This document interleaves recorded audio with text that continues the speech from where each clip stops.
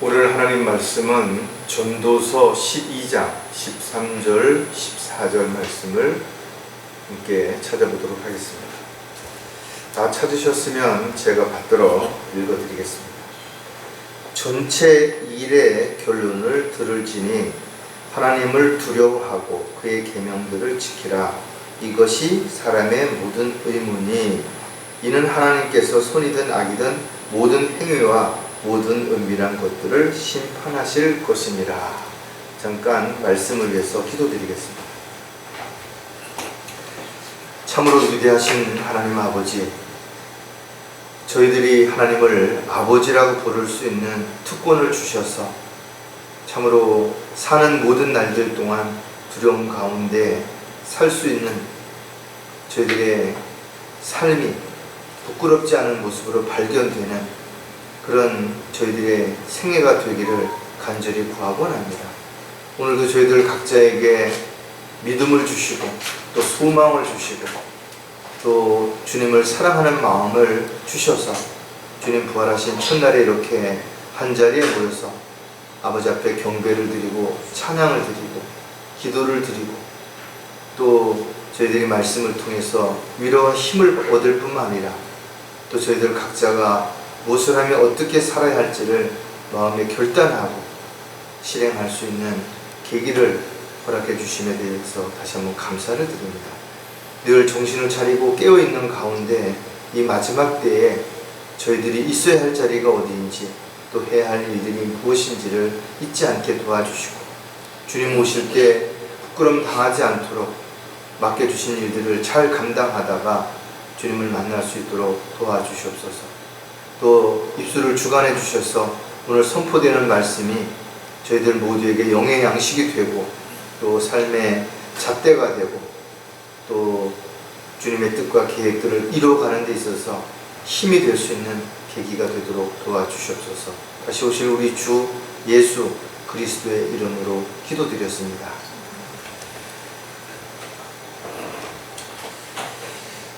하나님께서 이 세상을 창조하실 때 또 사람들을 자신의 형상대로 창조하실 때 분명한 목적이 있으셨죠. 그리고 뜻과 계획에 따라서 그 목적들을 이루시고자 하시지만 아담의 불순종으로 인해서 아담 이후에 태어난 모든 사람들은 하나님의 형상이 아닌 아담의 형상을 입고 죄 가운데 태어나게 됐습니다. 창세기 5장 3절에 보면 아담이 130년을 살며 자기 모습대로 자기의 형상을 따라 아들을 낳아 그의 이름을 셋이라 불렀더라 했어요. 그래서 하나님의 형상인 영과魂과 몸이 영이 죽은 상태로 태어났기 때문에 영적인 일들을 알 수도 이해할 수도 없는 영적 무지한 가운데 살다가 결국은 주의 심판을 받고 고통받는 지옥의 형벌을 피할 수 없는 그런 상황이 된 것이죠. 그런 하나님께서는 우리가 다시 회복될 수 있는 길을 열어주신 것입니다. 바로 예수 그리스도를 믿음으로 인해서 영이 거듭나고 혼이 지옥으로부터 구원받을 뿐만 아니라 하나님의 자녀로서 소망 가운데 살아가다가 주님 오실 때 주님의 몸과 같이 영광스러운 모습으로 변모돼서 주님과 함께 영원히 살 수 있도록 우리에게 산 소망을 주신 것이에요. 따라서 저와 여러분이 구원받은 이후이라면 이제 하나님의 자녀로서 어떻게 살아야 할 것인가, 또 종으로서 어떤 일들을 해야 될 것인가, 또 그리스도의 군사로서 영적 전쟁에는 어떤 자세로 임해야 할 것인가, 이런 부분들을 우리는 한순간도 잊지 말아야 될 것이에요. 그래서 우리는 종으로서의 어떤 권리를 주장하기 전에 먼저 종으로서 해야 할 일들이 무엇인지를 우리가 알아야 하고 그 일에 최선을 다해서 헌신할 때 반드시 주님께서는 때가 되면 상과 유업으로 보상해 주실 것이다. 그래서 오늘 우리는 이 전도서를 통해서 우리가 참으로 귀한 깨달음을 다시 한번 얻고 우리 자신을 돌아보는 계기가 됐으면 좋겠습니다. 자, 오늘 설교 제목은 사람의 의무가 무엇인가? 의무라는 말은 쉽게 옳은 일에 힘쓴다 이런 의미를 가지고 있지만 실질적으로 우리가 어떤 것이 옳은 일이고 또 어떤 일이 합당한 일인지 세상적인 기준을 가지고는 우리가 올바르게 알 수가 없죠. 사람이 살아가는 데는 상대가 있기 마련인 것입니다. 그래서 상대와의 관계를 잘 유지하고 상호 관계가 이루어질 때 그 관계가 지속될 수도 있고 또 그 관계를 통해서 좋은 결과를 얻을 수도 있게 되는 것이에요. 하지만 서로와의 관계가 잘 지속되려면 서로 간에 지켜 행해야 할 책임과 의무가 분명히 있어야 한다는 겁니다. 대통령은 한 나라의 국가를 책임져야 할 대통령으로서 권력만 주어진 것이 아니라 그 국민들을 바르게 이끌어가야 할 책임과 의무도 주어지죠. 정부 역시 마찬가지예요. 국민들이 잘 살아갈 수 있도록 모든 정책들을 잘 세워서 또 필요한 어떤 관계와 이런 것들을 형성시켜서 그렇게 잘 해가야 될 것이 분명하죠.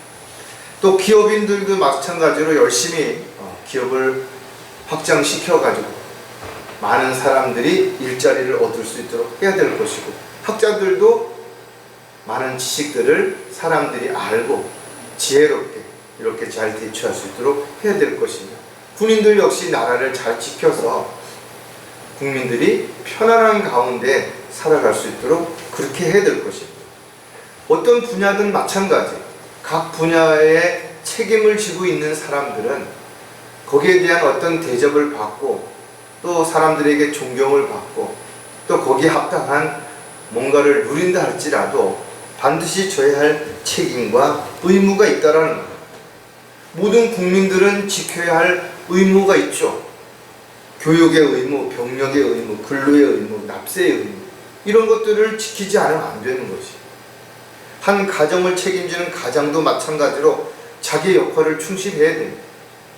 어디 자연인이다 뭐 이러는 사람들이 요즘 유행하다 보니까 어디 산에 들어가가지고 혼자 사는데 본인은 자유를 찾아서 편안하고 좋을지 모르지만 그들의 가족들은 어떠한 것입니까? 자기의 권리, 행복해질 권리 있죠. 재미있고 즐겁게 살 권리가 있어요. 그러나 자기로 인해서 다른 사람이 고통을 받고 어려움을 겪는다면 그것은 반쪽의 인생에 불과한 것입니다. 사장은 근로자들을 노동을 시키는 반면에 때가 되면 월급을 줘서 그들이 생활할 수 있게끔 해야 되는 것이 의무인 것입니다. 또 노동자들은 열심히 일을 하고 시간을 잘 지켜서 양질의 어떤 유익을 얻어내야 그래야 기업이 더 형성되고 또 더 성장할 수 있기 때문에 당연히 지켜야 할 의무가 있는 것입니다. 이런 의무와 책임을 서로가 다 하지 못할 때 다양한 문제가 발생할 수 있죠. 또 충돌이 일어나고 여러 가지 혼란스럽고 분쟁이 일어날 수 있습니다. 오늘날 정치를 보면 그런 거예요. 각자 자신의 책임과 의무를 소홀히 하고 권리만 주장하고 자신들의 유익만을 찾다 보니까 매일 분쟁만 일어나고 다툼만 일어나고 서로에 대한 질책만 일어나는 그런 상황들을 우리가 보고 있는 것이죠. 하나님께서는 인간을 만드셨고 그 인간에 대한 분명한 목적이 있으시고 그 목적을 이루시기 위해서 그 인간들을 다루시는 거죠. 하지만 많은 사람들이 하나님의 뜻과 계획을 알지 못하기 때문에 또 하나님의 은혜와 사랑을 받지 못하고 저버리기 때문에 엉뚱한 짓을 하면서 불필요한 삶을 살아가기 때문에 사회는 혼란스럽고 무질서하고 온갖 죄악들이 가득 차게 된 것입니다. 마찬가지로 구원받은 그리스도인들조차도 구원받은 이후에 성장하지 못하면 영적으로 깨어있지 못하면 육신적이고 세상적인 사람들이 되어서 세상에 있는 것들을 바라보고 세상에 있는 것들을 사랑하고 세상에 있는 것들을 행하다가 결국은 주님 앞에 부끄러운 모습으로 발견되게 될 것입니다. 저와 여러분이 분명 구원받은 이후에 삶이 달라진 것이 세상적인 국민의 한 사람으로서, 또 가족의 한 사람으로서, 직장인의 한 사람으로서의 책임과 의무도 소홀해서는 안 되겠지만, 하나님의 자녀라면 하나님에 대해서, 하나님의 일에 대해서 분명히 우리는 해야 할 책임과 의무가 있다는 사실을 우리는 절대로 잊어서는 안 될 것입니다. 자, 그렇다면 사람의 의무가 무엇인가? 우리가 몇 가지를 생각해 볼 텐데, 가장 먼저 사람의 의무는 하나님을 인정해야 한다는 것. 저와 여러분은 언제 어디에서 무엇을 하든지 하나님이 다 알고 계시고 다 보고 계시는 것이, 또 우리는 마땅히 해야 할 일들이 있기 때문에 우리는 하나님의 말씀에 따라서 하나님의 뜻을 알고 하나님의 계획을 알고 하나님께서 우리에게 맡겨주신 일들을 감당하기 위해서는 하나님을 먼저 인정해야 되는 것입니다. 하지만 어리석게도 많은 사람들이 하나님은 없더라고 말하기 때문에 그들은 어리석은 삶을 살아가고 있는 것이 분명하다 이거죠. 저와 여러분이 잘할 때, 좋은 일이 있을 때, 뭔가 하고 싶은 결과가 잘 이루어질 때, 그럴 때만 주님이 도와주셨다고, 주님이 함께 하셨다라고 그렇게 말할 것이 아니라, 어떤 상황에서도 주님은 우리와 함께 동행하고 계시고 우리를 지켜주시고 돌봐주시고 보호해 주신다는 사실을 반드시 우리는 인정해야 된다는 거죠. 시편 기자는 주의 진리로 나를 인도하시고 나를 가르치소서, 주께서는 내 구원의 하나님이시니 내가 종일 주를 기다리나이다, 이렇게 고백하고 있습니다.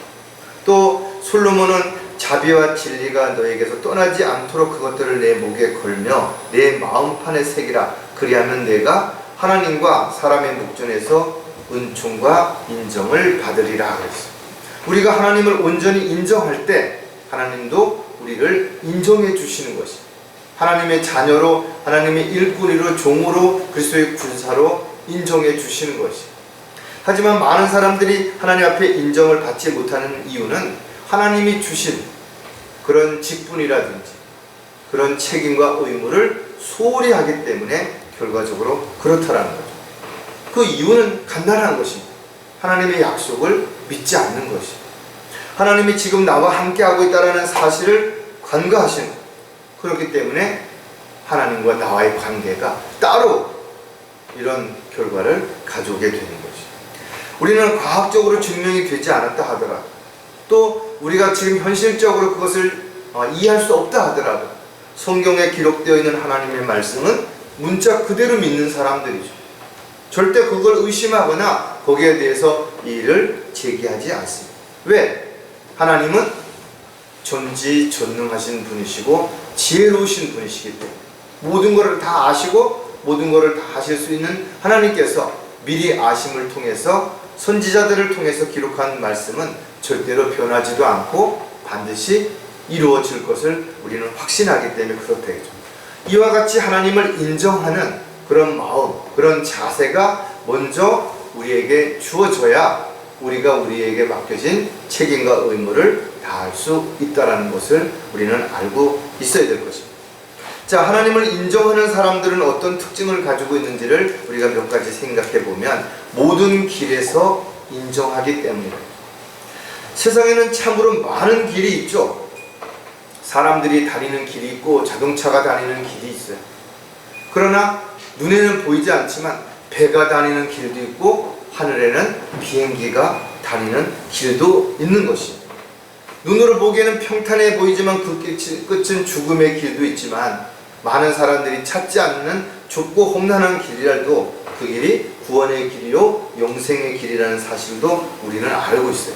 중요한 것은 바로 길이신 예수님께서 우리를 인도해 주시겠다고 약속하셨다면 우리는 모든 길에서 주님을 인정하고 그 길 가운데 주님께서 이끌어 주시도록 그렇게 해야 된다. 사람이 계획을 세울지라도 그 걸음을 인도하시는 분은 하나님이신 것을 믿는 사람들은 자기의 모든 길을 먼저 주께 맡기는 것입니다. 잠언 3장 6절에 보면 모든 길에서 그를 인정하라. 그리하면 그가 내 길들을 지도하시리라 했습니다. 우리가 그 주님이 인도하시는 길을 인정하지 않고 곁길로 가거나 그 길에서 이탈하게 된다면 우리는 달려야 할 길을 맞출 수가 없게 되는 것이. 시편 기자도 역시 오 주여 주의 도를 내게 보이시고 주의 길을 내게 가르치소서 그랬어요. 주님께서 우리에게 그 길을 보여주시고 또 가르쳐 주시고 인도해 주시지 않는다면 우리는 한 발짝도 주님이 원하시는 길로 갈 수가 없게 되는 것이죠. 솔로몬은 계명을 지키는 자는 자기 자신의 혼을 지키는 것이나 그분의 길들을 멸시하는 자는 죽으리라 이렇게 했어요. 주님이 인도하시는 길을 멸시하고 자기 뜻대로 자기 마음대로 가는 길들은 결과적으로는 죽음을 맞이하게 된다라는 거죠.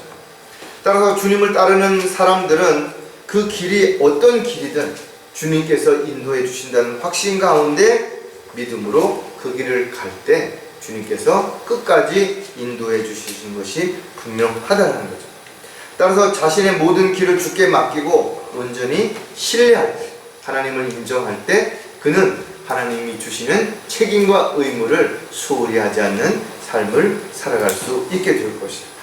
자, 하나님을 인정하는 사람의 또 다른 특징은 항상 죽게 하기 때문이라는 거죠. 정치를 하는 사람들은 국민들을 위해 비전을 제시하고 올바른 법을 만들어서 국민들이 편하게 또 어려움 없이 살도록 해야 할 책임과 의무가 있는 것이에요. 그런데 요즘 국회에서 국회의원들이 하는 일은 이런 일과는 전혀 관계가 없다 이거죠. 국민들이 얼마나 어려운지 현실적인 그런 것들을 돌아보기 전에 몇백만 원의 떡값을 받으면서도 부끄러워하지 않는다 이거죠. 한 일도 없으면서 1,500만 원 가까이 세액을 그대로 받으면서도 그들은 끊임없이 남을 탓하고 원망하고 불평만 한다라는 거예요. 자신들이 무엇을 했고 무엇을 할 것이라고 이야기하지만 실질적으로 그것이 빈 공약으로 끝나는 경우가 너무나 많은 것이에요. 그래서 그들은 자신들에게 유익이 될 만한 사람들에게 붙어서 아부하는 것이에요. 그리고 국민들 앞에서는 가문이설로 거짓말을 하는 위선적인 삶을 살아가고 있다는 거죠.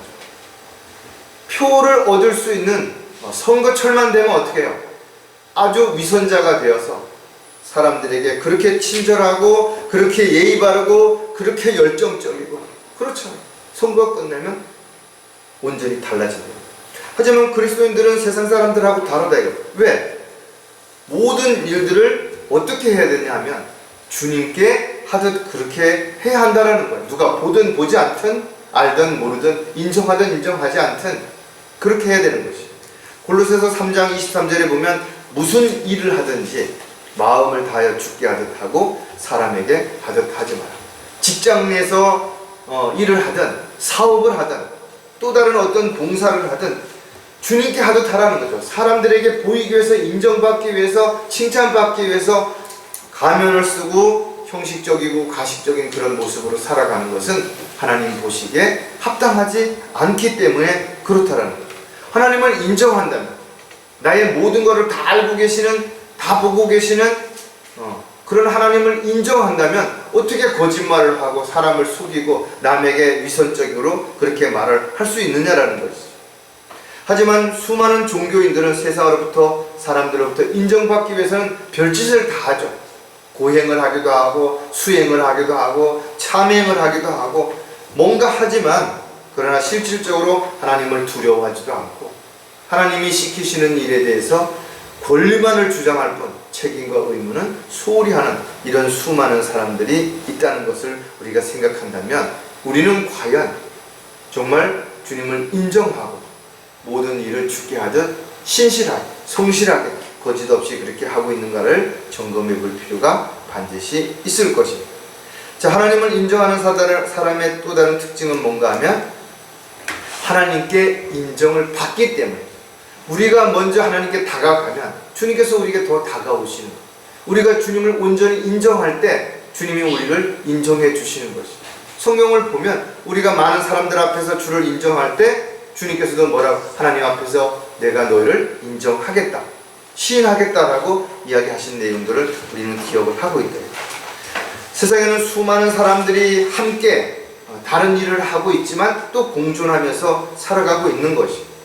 그런 가운데서 사람들에게 인정받는다는 거 쉽지 않죠. 그러나 그리스도인들이 하나님의 뜻 가운데 살아가면서 하나님께 인정받는 것은 훨씬 더 어렵고 힘든 일이 분명하다는 거죠.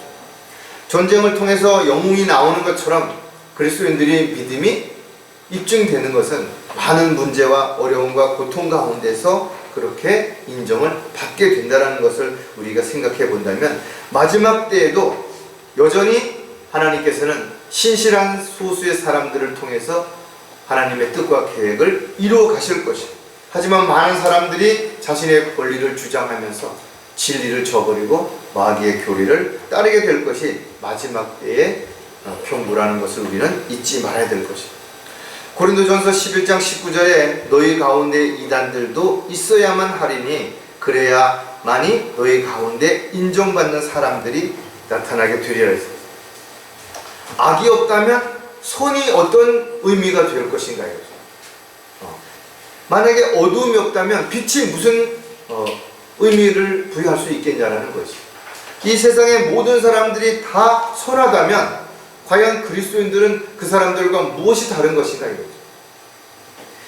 따라서 저와 여러분이 이 세상에서 여러 가지 어렵고 힘든 가운데 있지만 그러나 믿음을 지키고 있기 때문에 많은 사람들이 우리의 간증들을 통해서, 열매들을 통해서 하나님께 영광을 돌려드릴 수 있도록 그렇게 도구가 우리는 반드시 되어야 될 것이죠. 이 세상에 마귀가 없다면, 고통이 없다면, 슬픔이 없다면, 이별이 없다면 누가 힘들다라고 말할 수 있겠냐라는 것이, 누가 고난을 자초할 수 있겠냐라는 것이. 따라서 저와 여러분은 하나님에 대해서도 많이 알아야 되겠지만 또 마귀에 대해서도, 지금 이 현 세상에 대해서도, 다가올 세상에 대해서도 우리가 정확하게 알 때 우리는 하나님께서 어떤 계획을 가지고 계시는지, 또 어떤 일들을 우리를 통해서 하시고자 하는지를 알게 될 것이고, 우리는 우리의 의무와 책임을 다할 때 우리의 권리는 하나님께서 반드시 보장해 주시고 때가 되면 우리를 높여주실 것이라는 사실을 우리는 정확하게 알고 있기 때문에 우리가 어디에서 누구를 만나서 무엇을 하든지 하나님을 인정하고 하나님께서 우리에게 맡겨주신 일들을 인정하고 묵묵히 그 일들을 감당해 간다면 바로 우리는 주님 앞에 인정받는 사람들이 다 될 것이라고 우리는 알 수가 있습니다. 자, 사람의 의무가 무엇인가? 두 번째 살펴볼 내용은 뭔가 하면 하나님의 계명을 지켜야 한다는 거죠. 성경에는 옛 계명과 새 계명에 대해서 기록이 되어 있습니다. 십자가 사건, 즉 예수님의 죽음을 시점으로 해서 죽음 이전의 계명은 옛 계명이 되고 죽음 이후에 제자들에게 주신 계명은 새 계명이 되는 것입니다. 그래서 우리는 구약 성경을 통해서 이스라엘 백성들에게 주신 계명에 대해서 알고 있다 이거죠. 바로 모세를 통해서 십계명을 비롯해서 율법들이 이스라엘 백성들에게 주어진 것입니다. 모세가 주와 함께 40일 낮과 40일 밤을 그곳에 있었으니 빵도 먹지 않고 물도 마시지 않았더라.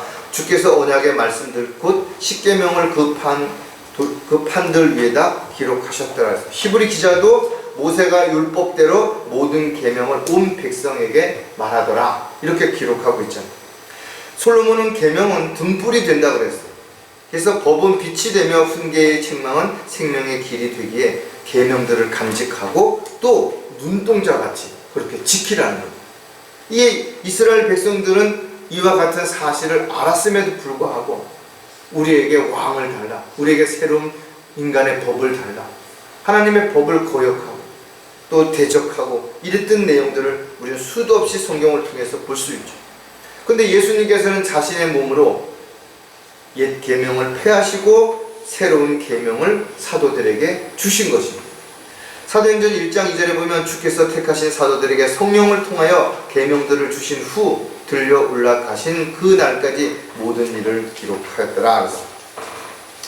따라서 나는 그분을 아노라 하면서 그의 계명을 지키지 아니하는 자는 거짓말쟁이니 진리가 그 사람 안에 있지 아니한다고 사도 요한이 기록한 말씀을 통해서 우리는 알 수가 있어요. 우리는 지금 십계명을 집에다가 액자에다 넣어놓고 지키는 것이 아니에요. 바로 이와 같은 모든 계명, 즉 예수 그리스도를 통해서 주신 새 계명, 즉 하나님을 사랑하고 내 이웃을 사랑하라, 또 내가 너희를 사랑한 것 같이 너희도 그렇게 사랑하라, 이르는 계명이야말로 하나님께서 우리에게 주신 새 계명이라는 사실을 우리가 알고 있기 때문에 우리는 그 계명을 반드시 지켜야 된다는 거죠. 자, 하나님의 계명을 지키는 사람들의 특징을 우리가 또 몇 가지 생각해 보면 복이 있기 때문이라는 거죠. 그리스도인들은 세상에서 많은 재물을 가지고 있고 권력과 명예를 얻었다고 해서 그 사람을 복받은 사람이다, 이렇게 이야기하지 않습니다. 오히려 이러한 것들이 하나님과의 교제를 점점 단절시키고 하나님의 일을 하는 데 있어서 걸림이 될 수도 있다는 거죠. 따라서 예수님 당시의 종교 지도자들도 사람들의 계명들을 교리들로 가르쳤기 때문에 그들이 헛되이 나를 경배하는 자들이라고 예수님께 책망을 받았어요. 왜냐하면 그들이 자신들의 전통을 지키기 위해 하나님의 계명을 버렸기 때문이죠. 오늘날도 마찬가지예요. 교회 안에서 수많은 목사들이 또 교회에 다니는 사람들이 하나님의 교리를 외면해버리고 하나님의 계명을 저버리고 사람이 만든 전통, 사람이 만든 교리들을 앞세워서 주님을 문 바깥에 세워놓고 자기들 마음대로 그렇게 한다는 거예요. 계명을 지키는 자는 누구나 악한 것을 생각지 않고 때와 판단을 분별한다 그랬어요. 따라서 성경은 이런 말씀도 있죠. 부모님을 공경하라 했죠. 내 아버지와 어머니를 공경하라. 이것이 약속 있는 첫째 계명입니다. 구원받은 그리스도인들이 이렇게 했을 때 장수할 수 있다라는 거죠. 천년 왕국에서도 그의 계명을 행하는 자들은 복이 있나니 이는 그들이 생명나무에 대한 권리를 가지며 또 그분들을 통하여 도성 안으로 들어간다고 했어요. 계명을 지키는 사람들은 복이 있는 것이. 왜? 그 말씀이 그를 바른 길로 인도하고 지켜주고 돌봐주시기 때문에 그렇다는 거죠. 따라서 성령 충만한 삶, 즉 말씀이 내 안에 충만해져 있는 그런 그리스도인들의 삶은 복이 있는 사람들이고, 그 복은 세상으로부터 받는 것보다도 위로부터 더 큰 능력을 가지신 분으로부터 받는 그 진정한 복을 누릴 수 있는 사람들이야말로 가장 복받은 사람이 분명하다라는 거죠. 예수 그리스도를 믿고 예수님의 그 믿음을 통해서 우리도 주님이 우리에게 주신 그 사랑을 실천하는 사람이야말로 가장 복 있는 사람이라는 사실을 우리는 알고 있어야 될 것이에요. 자, 하나님의 계명을 지키는 사람의 또 다른 특징은 뭔가 하면 하나님을 사랑하기 때문이라는 거죠. 하나님을 사랑한다는 것을 우리가 어떻게 증명할 수 있느냐? 성경은 바로 성경에 기록되어 있는 계명을 지키는 것이라 했어요. 요한일서 5장 3절에 보니까 하나님을 사랑하는 것이 이것이니 곧 우리가 그의 계명들을 지키는 것이라. 그의 계명들은 결코 무서운 것이 아니니라 그랬어요. 그의 계명들을 지키는 사람들은 그분 안에 거하고 그분은 그 사람 안에 거하시나니 우리에게 주신 성령에 의하여 우리는 그분이 우리 안에 거하시는 줄을 한순간도 잊지 말아야 한다는 거죠. 다시 말해서 주님께서 십자가 이후에 구원받은 모든 사람들에게 성령을 통해서 새 계명을 주셨다는 거죠. 자, 요한복음 13장 34절에도 보니까 내가 새 계명을 너희에게 주노니 이는 너희가 서로 사랑하라는 것이라.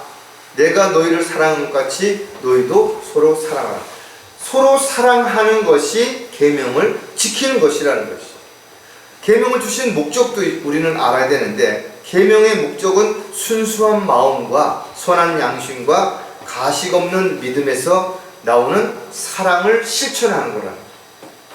예수님께서도 내가 너희를 사랑한 것 같이 너희가 서로 사랑하라 그랬죠. 사도 요한은 사랑은 이것이니 우리가 그의 계명대로 행하는 것이라 했죠. 또 계명은 뭐냐면 계명은 이것이니 너희가 처음부터 들은 바와 같이 너희가 그 사랑 안에서 행해야 한다는 것이라 그랬어요. 또 나의 계명들을 지키고 그것을 지키는 사람은 나를 사랑하는 사람이니 나를 사랑하는 사람은 나의 아버지께 사랑을 받으리라 그랬어요. 저 여러분이 주님의 말씀대로 주님을 사랑하고 주님의 사랑을 받은 사람으로서 그 사랑을 실천할 때 하나님 아버지에게도 사랑을 받는 자가 된다는 것을 생각합니다. 한다면 우리는 반드시 새 계명, 하나님이 주신 것들을 지켜야 되는 것이죠. 자, 하나님의 계명을 지키는 사람의 또 다른 특징이 뭔가 하면 기도하기 때문이라는 거죠. 그리스도인들은 하나님의 말씀을 지속적으로 공부하고 또 묵상해야 되는 것이죠. 왜? 하나님의 말씀이 영적인 양식이기 때문에 그렇습니다. 또 성경은 항상 기도하라 그랬죠. 언제 어느 곳에 있든지 간에 기도하라. 왜? 기도는 영적인 호흡과 같기 때문에 그런 것입니다. 따라서 기도는 그리스도인들에게 주신 특권이고 보고를 열 수 있는 열쇠인과 동시에 기도야말로 우리가 주님으로부터 안전하게 보호받을 수 있고 필요한 것들을 공급받을 수 있는 유일한 통로가 될 수 있다는 것을 우리가 알 수 있죠. 따라서 기도는 꼭 필요한 것들을 전지전능하신 하나님 아버지 앞에 간절히 구할 때 예수님의 이름으로 구하면 성령께서 그 기도를 들어 응답해 주심으로 응답이 우리에게 이루어지는 것이 분명한 것입니다. 따라서 저와 여러분이 무엇인가가 필요하다면 왜 그것이 필요한지, 또 그것을 주셨을 때 내가 어떤 마음 자세로 그것을 이룰 것인지에 대한 그런 깊이 있는 생각들이 없이 무조건 달라고 하는 것, 때를 쓰는 것, 이런 것은 합당한 기도가 되지 않는 것입니다. 또 추상적으로 뭔가를 주세요 하는 것도 합당한 기도가 아니죠. 좀 더 구체적으로 우리의 필요한 것들을 왜 필요한지 주님께 알려지게 할 때 주님께서는 우리에게 놀라우신 방법으로 응답을 해주실 것이죠. 요한일서 3장 22절에도 무엇이든지 구하는 것은 그에게서 받나니 이는 우리가 그의 계명들을 지키고 그의 목전에 기쁨이 되는 일들을 행함이라. 우리가 주님의 계명들을 지키고 주님의 목전에서 기쁨이 되는 일들을 행한다면 우리가 구하는 것은 무엇이든지 주님으로부터 받을 수 있다라는 거죠. 왜? 주님의 약속이기 때문에 그런 것입니다. 따라서 저와 여러분이 살면서 뭔가 필요하다고 느꼈을 때 그것이 무엇이든 주님 앞에 의심 없이 구하면 된다는 거죠. 오직 믿음으로 구하고 아무것도 의심하지 말라. 의심하는 자는 마치 바람에 밀려 이동하는 바다의 물결과 같다. 의심하면 받을 수 없다는 거죠. 따라서 주님 앞에 응답을 받으려면 내가 주님 앞에 옳게 행해야 되는 거죠. 주님의 뜻 가운데서, 주님의 계획 가운데서 늘 주님이 원하시고 기뻐하시는 일들을 감당할 때 주님은 우리의 필요한 모든 것들을 공급해 주시는 것이죠. 주님의 말씀을 믿지도 않고 옳게 행하지도 않고 필요할 때만 주세요 하고 때를 쓰는 것이야말로 그리스도인으로서 해야 할 어떠한 자세도 되지 못하는 것입니다. 야고보는 주의 목전에서 겸손하라 그리하면 주께서 너희를 높이실 것이라 했습니다. 저와 여러분이 주님 앞에 자신을 낮추고 종으로서 일꾼으로서 주님 앞에 필요한 것들을 구한다면 주인이신 주님은 우리에게 모든 것들을 아낌없이 다 주실 것이에요. 자, 마지막으로 사람의 의무가 무엇인가? 하나님을 두려워해야 한다라는 것. 하나님을 두려워해야 하는 이유는 여러 가지가 있지만 하나님을 두려워하는 것이 지혜의 시작이요 지식의 근본이 되기 때문에 그런 것이에요. 사람들은 두려워하는 이유가 뭐냐 하면 뭔가 무서워하는 거예요.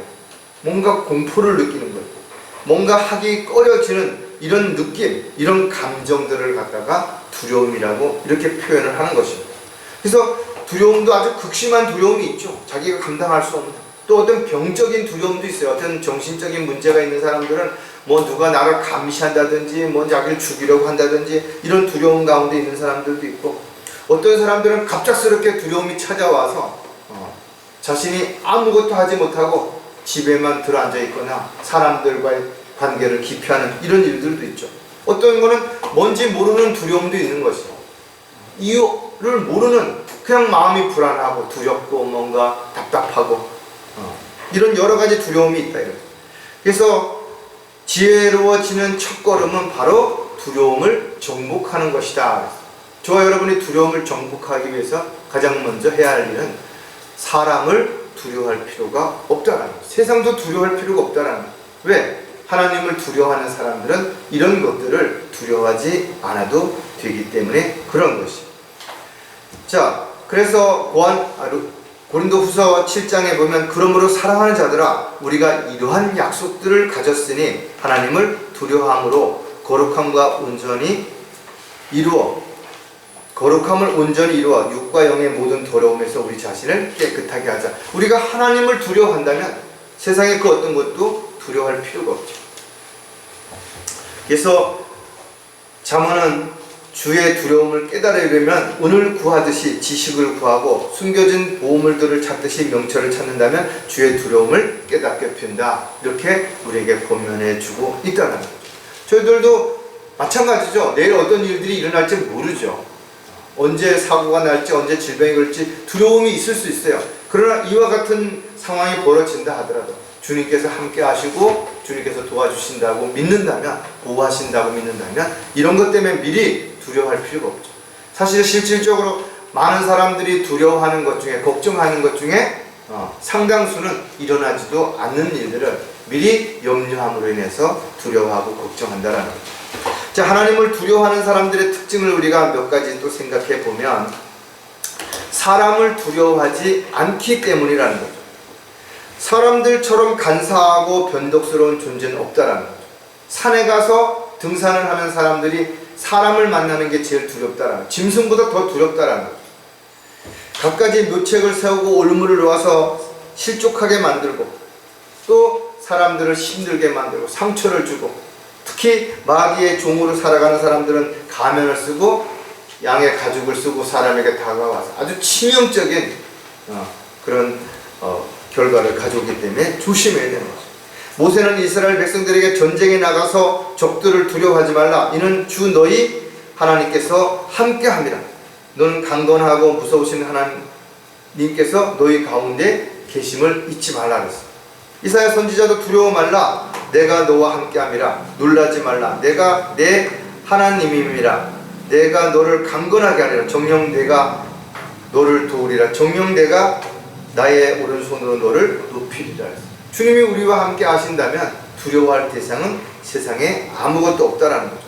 그래서 저와 여러분이 정말 주님을 두려워하고 주님을 믿는 그런 사람이라면 두려워할 것이 없는 것이죠. 특히 사람을 두려워할 이유가 없다. 히브리서 13장 6절에 보면 그러므로 우리가 담대히 말하기를 주는 나를 돕는 분이시니 내가 사람을 두려워하지 아니하리라. 사람이 내게 어찌하리라. 로마서 8장에도 보면 하나님의 사랑에서 우리를 떼어놓을 수 있는 건 아무것도 없잖아요. 따라서 그리스도인들이 정말 하나님을 두려워하는 사람이라면 사람을 두려워하지 않죠. 근데 구원받은 이후에도 여전히 사람을 두려워하고 있다면 그는 하나님을 두려워하는 사람이 아니라는 것입니다. 자, 사랑 안에는 두려움이 없나니 온전한 사랑은 두려움을 쫓아내느니라. 이는 두려움에는 고통이 있음이라. 두려워하는 자는 사랑 안에서 온전해지지 못하기 때문에. 우리가 주님의 사랑을 받았고 그 사랑을 확신 가운데 있다면 우리는 두려워할 게 없다라는 거예요. 죽음도 어떤 것도 두려워할 필요가 없죠. 하나님의 사랑을 받고 하나님의 사랑을 실천하는 사람은 세상도 세상에 있는 것들도 사랑하지 않을 뿐만 아니라 두려워하지도 않는다는 사실을 우리는 반드시 기억하고 당당해질 필요가 있죠. 자, 하나님을 두려워하는 사람의 또 다른 특징을 하나 더 보면 변화를 두려워하지 않기 때문이라. 앞으로 일어날 일들을 생각하면 많은 사람들이 실신할 것이라고 요한계시록에 기록이 되어 있어요. 얼마나 놀라운 일이 벌어지면 실신하냐. 실질적으로도 뭐 천재지변이라든지 또는 어떤 뭐 끔찍한 사건에 연루돼서 그걸 보게 되거나 이랬을 때 사람들이 실신하잖아요. 너무 기가 막히니까. 그런데 지금 한 100년 전에 그 생각해보면 지금 일어나는 그 지진이라든지 천재지변이 요 짧은 시간에 오래전에 100년 동안 일어났던 것보다도 더 많이 일어나고 있다라고 이야기하잖아요. 갑작스럽게 뭐 홍수가 일어난다, 폭설이 일어난다든지 추위가 일어난다든지 이런 천재지변들이 끊임없이 일어나고 있고, 또 뉴스를 보면 상상도 못할 그럴 끔찍한 사건들이 대낮에 그냥 발생하는 이런 일들이 우리는 너무나 마지막 때가 가까이 왔다라는 것을 실감하게 만들고 있다라는 거죠. 하지만 우리가 생각했던 것보다 좀 더 시간이 지나면 더 끔찍한 일들이, 더 어려운 일들이 얼마든지 일어날 수 있지만 그러나 우리가 두려워할 필요는 없다라는 거죠. 사도 바울의 고백을 통해서 우리가 알 수 있는 것처럼 고린도후서 4장 8절에도 보면 우리가 사면에서 고난을 당하여도 괴로워하지 아니하고 당혹스러운 일을 당하여도 절망하지 아니하며 박해를 받아도 버림받지 아니하며 내에 던져져도 멸망하지 아니하며 항상 주 예수의 죽으심을 몸에 지니고 다님은 예수의 생명이 또한 우리 몸에 나타나게 하려 함이라. 사도 바울의 생애를 한 마디로 요약해서 본다면 이 말씀과 같은 거예요. 복음을 전파하기 위해서 수없이 많은 고난을 받았고 어려움을 겪었지만 늘 주님이 함께 하시고 보호를 받았다라는 사실, 그리고 그는 끊임없는 그 가운데서 자신을 통해 예수 그리스도를 증거하는 도구로, 일꾼으로 살았던 것을 볼 수가 있죠. 베드로 역시 너희를 위하여 고난을 당한다면 복 있는 자들이, 너희가 의를 위하여 고난을 당한다면 복 있는 자들이니 그들의 위협에 두려워하지 말고 동요되지 마라. 여러분들이 복음을 전파하고 진리를 증거할 때 주변에서 뭐라고 두려워하거나 그들의 말에 동요하지 말라라는 거죠. 마지막 때에는 진리를 저버리고 마귀의 교리를 따르는 수많은 사람들이 있을 것이죠. 그러나 변화를 두려워하지 말아요. 세상이 어떻게 변화되든 간에 우리는 세상을 역행해서 주님의 말씀에 따라서 우리가 살아갈 때 주님께 영광을 돌려드릴 뿐만 아니라 우리의 삶이 열매 맺는 간증의 삶이 반드시 될 뿐만 아니라 우리가 마지막 때 주님의 부르심을 받은 도구로서 책임과 의무를 다하게 되게 될 것입니다. 자, 마지막으로 또 하나님을 두려워하는 사람의 특징이 뭔가 하면 오직 주님만 두려워하기 때문이라 했죠. 그렇다면 우리가 세상을 두려워하지 않고 사람을 두려워하지 않는 대신 하나님도 두려워하지 않아도 되는가? 그렇지 않죠. 오히려 하나님을 두려워함이 우리에게 없다면 우리는 내 마음대로, 내 방법대로, 내 생각대로 그렇게 살아갈 것이죠. 저와 여러분은 영생을 받았기 때문에 죽음은 두려워하지 않는 것이, 또 지옥의 형벌, 불못의 형벌, 심판을 두려워하지 않죠. 왜? 우리는 둘째 사망을 받지 않을 것을 알고 있기 때문에 그렇게 되는 것이죠. 하지만 우리는 그리스도의 심판 속은 두려워했는데, 왜? 구원받은 이후에 우리가 어떻게 사는 것인가에 따라서 상과 유업을 받거나 수치와 부끄러움을 당할 수도 있기 때문에 그렇다라는 거죠. 따라서 어쩌면 가장 두려워할 것이 바로 이제 곧 주님을 만나게 됐을 때 주님께서 우리에게 질문하시는 것이죠. 너는 나를 위해서 무엇을 하며 어떻게 사는 것인가? 그때 우리가 대답할 수 있어야 됩니다. 나도 주님을 위해서 이렇게 고난을 받고 이렇게 어려움을 겪고 이렇게 많은 걸 포기하고 이렇게 살았다라고 대답할 수 있어야 됩니다. 과연 그럴 수 있는 것인가? 시편 34편 9절에도 보면 오 너희 성도들아 주를 두려워하라.